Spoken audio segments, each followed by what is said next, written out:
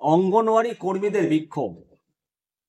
কেন বিক্ষোভ, কোথায় বিক্ষোভ, সমস্ত কিছু জানাবো।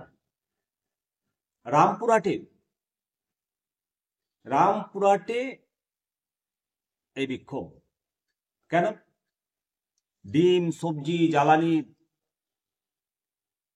খরচা দেওয়া সহ একাধিক দাবিতে বুধবার ময়ূরেশ্বরে বিক্ষোভ দেখালো পশ্চিমবঙ্গ অঙ্গনওয়াড়ি কর্মী সহায়িকা কল্যাণ সমিতি। এরা এর আগেও বিক্ষোভ দেখিয়েছে, হাজারবার বিক্ষোভ দেখিয়েছে। এবার ময়ূরেশ্বর 1 নম্বর ব্লক আধিকারিক অফিসের সামনে সংগঠনের শতাধিক সদস্য মিছিল করে এসে বিক্ষোভে সামিল হয়। খবরে প্রকাশ যে ব্লক প্রকল্প আধিকারিক অ্যাবসেন্ট থাকায় অফিসের স্মারকলিপি জমা দিয়ে তারা ফিরে যান। আন্দোলনকারীদের দাবি কি?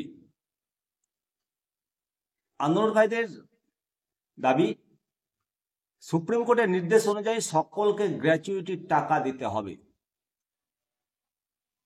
সেই সঙ্গে কর্মী সহায়িকাদের ভাতা বৃদ্ধি করতে হবে। তাদের আরো দাবি, বহু কেন্দ্র রয়েছে যেখানে পানীয় জল ও শৌচালয়ের ব্যবস্থা নেই, কোথাও আবার নিজস্ব বিল্ডিং নেই। অবিলম্বে দাবিগুলো পূরণ করতে হবে। সুরক্ষিত কেন্দ্রগুলোতে গ্যাস ওভেন দিতে হবে। অসুরক্ষিত কেন্দ্রে জ্বালানির খরচের বরাদ্দ বৃদ্ধি করতে হবে। পদোন্নতির স্বচ্ছতা নিয়েও প্রশ্ন তুলছেন তারা। সে সঙ্গে 2018 ও 2024 সালে ছাঁটাই হওয়া কর্মী সহায়িকাদের এককালীন ক্ষতিপূরণ দেওয়ার দাবি তুলেছেন তারা। দপ্তরের এক আধিকারিক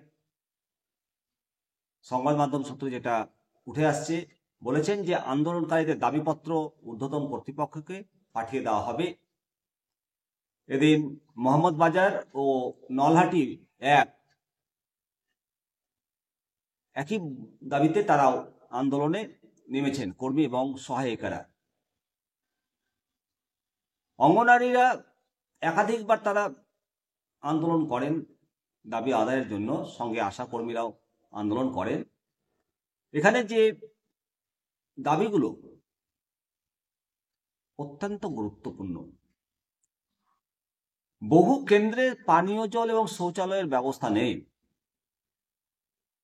এটা কিন্তু সব থেকে মোস্ট ইম্পর্টেন্ট এবং এটা আগে ইমপ্লিমেন্ট করা দরকার প্রত্যেকটা অঙ্গনওয়াড়ি কেন্দ্রে, কারণ সেখানে প্রসূতি মায়েরা পরিষেবা পায়।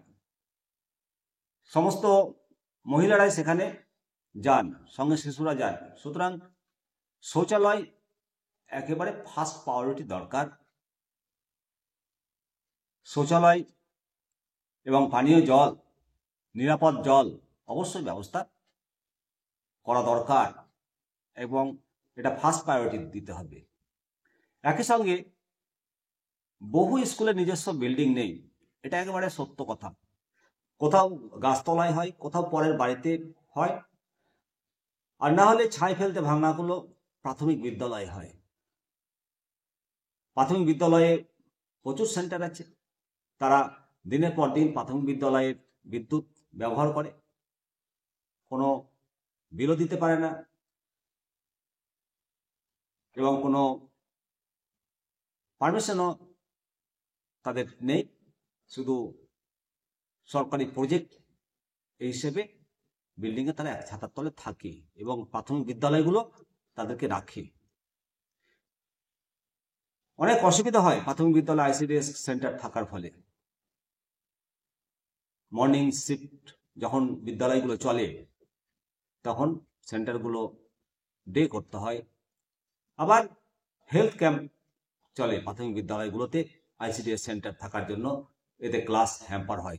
তাই সমস্ত আইসিডিএস কেন্দ্রগুলোকে সরকার বিল্ডিং করে দিক। আবার এও দেখা গেছে যে বিল্ডিং করে দেওয়ার পরেও সে সমস্ত বিল্ডিংগুলো চালু হয়নি এখনো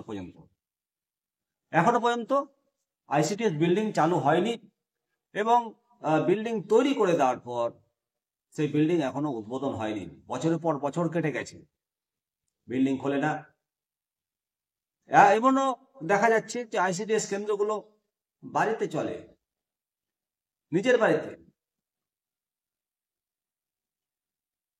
অবশ্যই অঙ্গনারী কেন্দ্রের গুরুত্ব অপরিসীম, অত্যন্ত গুরুত্বপূর্ণ।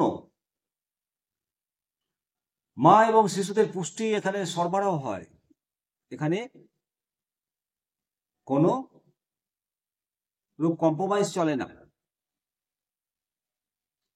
কিন্তু খবরে প্রকাশ এবং চোখেও দেখা যায় অনেক অঙ্গনারী কেন্দ্রগুলো আবার শনিবার বন্ধ থাকছে। কি কারণে যায় না, চোখে পড়ে শনিবার বন্ধ। তাই অঙ্গনারী কর্মী সহায়িকাদের আরো সজাগ থাকতে হবে এবং নিজেদের কর্মের প্রতি আরো মনোনিবেশ করা দরকার।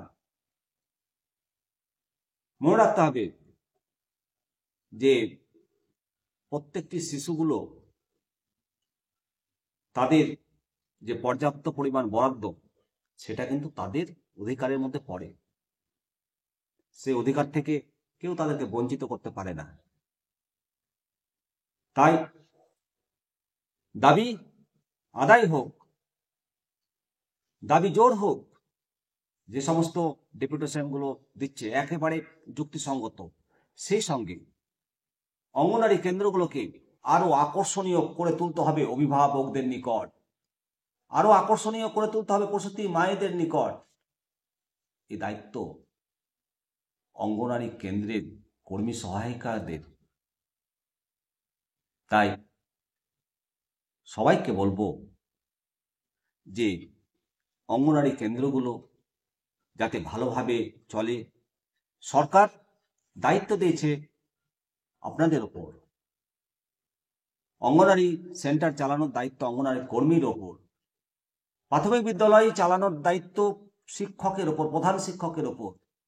আমরা যদি আমাদের কর্তব্য অবহেলা করি, তাহলে তো সরকার কাকে দোষারোপ করবে? সরকার তো আমরাই পরিচালনা করছি, আমরাই তো সরকারের লোক। তাই প্রত্যেকটি বিদ্যালয়, প্রত্যেকটি অঙ্গনারী সেন্টার, প্রত্যেকটি আশাকর্মী, হয়তো তৃণমূল স্তরের একেবারে কর্মী, কাজ করতে হয় পারিশ্রমিক অল্প, তবুও নিজের দায়িত্ব নিয়ে নিজের যে আমাদের কর্তব্য, সেটাকে ভুললে চলবে না বন্ধুরা। তাই আশা করব যে আমরা নিজেদের কর্তব্য যেমন ফুলফিল করব, তেমনি আমাদের দাবিগুলো আদায়ে আমরা আরো জোরদার দাবি আদায়ের জন্য আমরা আমাদের গলা জোর হোক, কিন্তু নিজেদের কর্তব্যগুলো ঠিকঠাক করতে হবে। এটুকুটাই বলার ছিল। অবশ্যই আপনারা আপনাদের মতামত জানাবেন। ভালো থাকুন, সুস্থ থাকুন, দেখতে থাকুন নিমতিদা দর্শক। আমি শিবরাম সরকার। পরবর্তী প্রতিবেদন নিয়ে আবার আপনাদের সামনে আমি হাজির।